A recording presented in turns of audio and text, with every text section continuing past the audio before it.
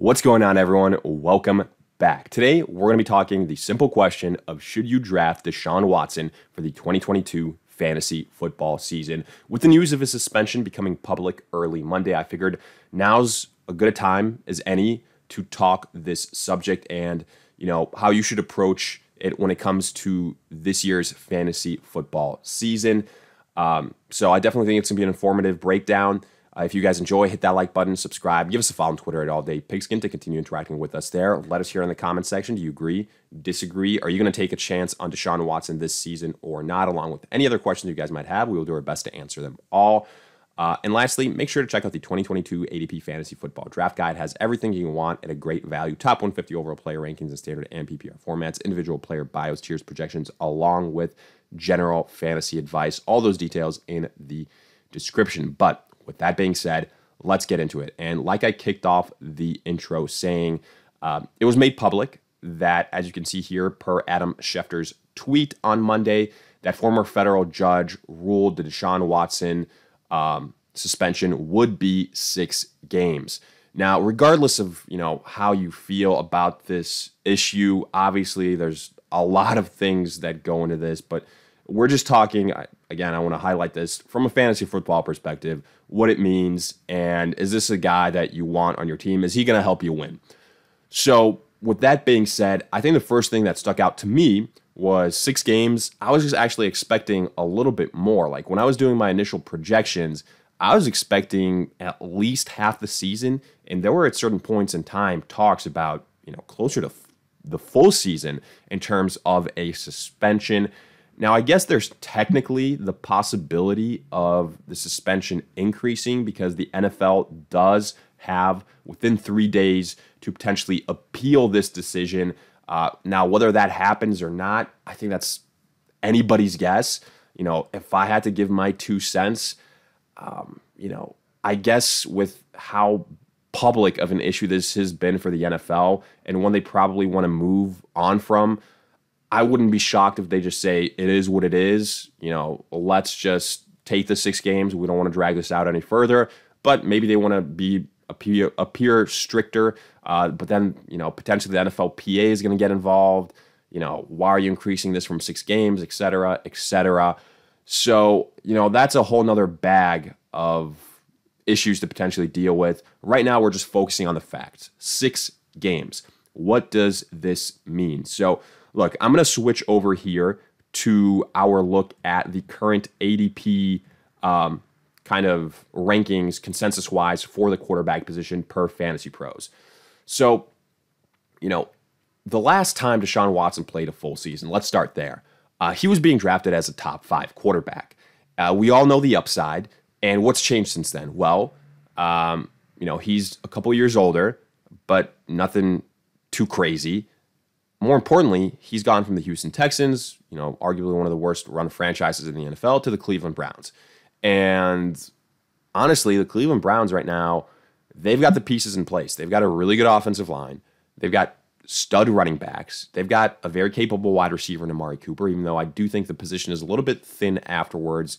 I'm not the biggest believer in Donovan Peoples-Jones or, maybe David Bell, rookie, but we'll see what happens there. There is a David Njoku, and I will touch on those ancillary pieces around Deshaun Watson shortly. But for now, just looking at Deshaun Watson himself, I think it'd be fair to say that, if he played the full season, we'd be projecting around 4,500 passing yards from him, 30-ish touchdowns, let's say between 30 and 40 touchdowns, maybe between 400, 500 yards rushing.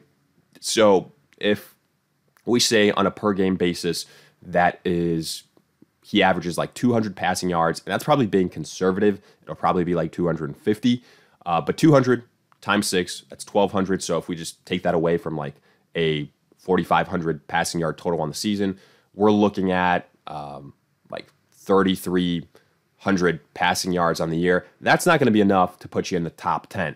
Now, in terms of the rankings at the end of the year, big picture. Honestly, though, I don't think that's how you should be looking at the situation because, you're drafting Deshaun Watson. You don't care where he finishes at the end of the year. You care what he gives you once he's available. And that's the issue here. when he returns, he's arguably going to be like in that, probably close to that tier one of quarterbacks, which right now for me is Josh Allen, Patrick Mahomes, Herbert, Lamar Jackson, Kyler Murray. It's not my necessary order, but those are the 5 names that I have in the tier. When Deshaun Watson is playing, I'd say he's right in this conversation of like right around Kyler Murray, right around Joe Burrow, Dak, Tom Brady, Matthew Stafford. But would you draft him ahead of those guys? My very nonchalant and straightforward answer, hell no. I think all these guys at the end of the day are going to be putting up somewhat similar numbers to Deshaun Watson. And for that reason, there's no way you can draft a guy that's going to be suspended for the first 6 games ahead of any of these names. Yes, the upside is going to be there, but then, you've spent an early pick on a quarterback position because, Burrow, Dak, Jalen Hurts, Wilson, Stafford are going to probably be going before the first 10 rounds. And again, if you draft a guy that early that's going to miss 6 games, you need to get a backup at some point in time. So essentially what you're doing is you're drafting 2 quarterbacks, and one of them isn't going to be available for the first 6 games. So it's a tough situation you're putting yourself in. With that being said, let's kind of scroll down, and once we get to the spot where I think he kind of slots in, and after these group of guys are drafted, I think probably where you should start considering him. So obviously you're not going to draft him ahead of Allen, Patrick Mahomes, Herbert, Lamar, Kyler Murray, or Joe Burrow, or Dak, or Jalen Hurts, or Tom Brady, or Russell Wilson, or Matthew Stafford. I'm very high on Derek Carr. I wouldn't draft him ahead of Derek Carr. Trey Lance, a lot of people love his upside, so I don't think he gets drafted ahead of Trey Lance. And then, so he's right around that 14th overall quarterback for me, right around that range. Like, would I be okay drafting him ahead of Aaron Rodgers? That's close. I'd probably go with Aaron Rodgers, so like in that 14-15 range, because when it gets to upside, like I think he belongs in that group of Kirk Cousins, Tua. So I mean, look, you can see Fantasy Pros has him ranked in that number 19 spot, but like I'd much rather take a chance on Deshaun Watson than Justin Fields. So like draft Deshaun Watson, like after pair him up with a Kirk Cousins or something like that, and then just go from there. So the upside is you're getting a guy that once he does play, he's going to be a borderline top 5 quarterback. And if, let's just speak plainly, if he, goes ahead and does what we've seen him do before, then that's a really good value. But again, it depends what round he's going in. I don't think you can draft him earlier than the 9th round, probably earlier than the 10th round, something like that. Obviously, that's going to depend on, the size of your league, the format, the scoring, all that stuff. But I'm talking 1 quarterback leagues, either 10 or 12 team leagues. So with that being the case, I think he's in that 10th round range. If it gets to that point and he's available, would I draft him? Yes. To cut straight to the point, yes, I would draft him because I can recognize the upside, and I'm okay with him chilling on my bench for the first 6 weeks of the season.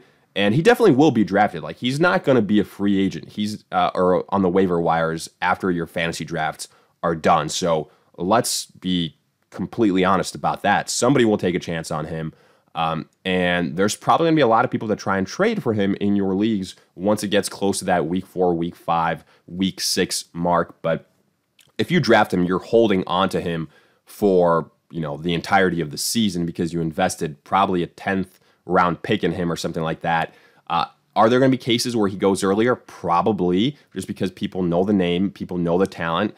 So, but like if he's going in like the 8th round, 7th round, that is way too high of a price to pay for him when guys, again, like Russell Wilson, Stafford, Derek Carr, probably all going to be there. Much rather just have them and then not deal with what to do in the first 6 weeks of the season. But let's move on from Deshaun Watson. So basically, my thoughts on it is if he's in that 10th round range and you can pair him up with like a Kirk Cousins, something like that, with one of these guys here, then yeah, I think that gives you the green light. You go for the upside. That's how you win fantasy football leagues, drafting for upside, especially in the later rounds. What does this mean for the guys around him, though? I think that's a little bit actually more of an interesting conversation. So for the running backs, I honestly don't think it means all that much. Like the Browns, even with worse quarterbacks, have been a very good rushing team. Like it's going to be the Jacoby Brissett show for the first 6 weeks of the season. I don't think that's going to change the projections for Nick Chubb or Kareem Hunt all that much. Like Nick Chubb is still a guy that I really want in standard formats, scoring wise. In PPR formats, I don't think he's a top 10 running back. That's just me. Kareem Hunt, I guess you could argue he gets a small bump when Deshaun Watson is there because he's the pass-catching running back, but I don't think it's by all that much, honestly. I think, he's still kind of in that handcuff category as a flex in PPR formats, and mainly if something happens to Nick Chubb. But, Amari Cooper and David Njoku, I think those are the two most prevalent names for fantasy football purposes. So 6 weeks, 6 weeks is a third of the fantasy football season.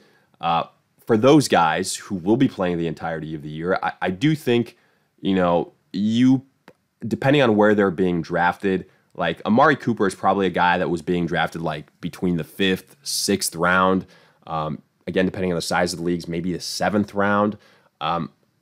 I'd probably leave him in that range, like around the 6th, honestly 7th round. I'm not a believer in Jacoby Brissett. I don't think this is going to be a pass-heavy offense without Deshaun Watson. David Njoku, like I think with Deshaun Watson, you can make an argument that he's going to be a top 15 tight end. Maybe even in standard formats, challenge for a top 10 finish.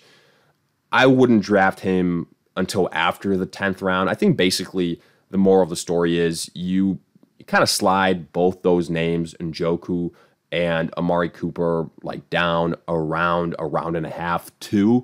But afterwards, when those guys are on the field together, I do think both them are going to be viable options. I think Amari Cooper with Deshaun Watson is a mid to high end wide receiver 2. And then David Njoku, just because of the volatility of the tight end position, I think that, probably with Deshaun Watson, he's a borderline top 10 tight end, which can be valuable, especially if you like draft him in, let's say, between the 10th and 15th round, something like that. So those are kind of my 2 cents, just right off the cuff. And I'd say that, overall, unless something else happens here, that it's going to be a situation where, again, you're just looking at what happens when he returns from the suspension. I would take a chance on him, but it's all about the draft capital you invest. Let me know your thoughts in the comments. Do you agree, disagree with that, along with any other questions you guys might have? If you enjoyed, hit that like button, subscribe. Again, make sure to check out the 2022 ADP Fantasy Football Draft Guide, now available for purchase. All those details in the description. In the meantime, we'll see you guys in future videos.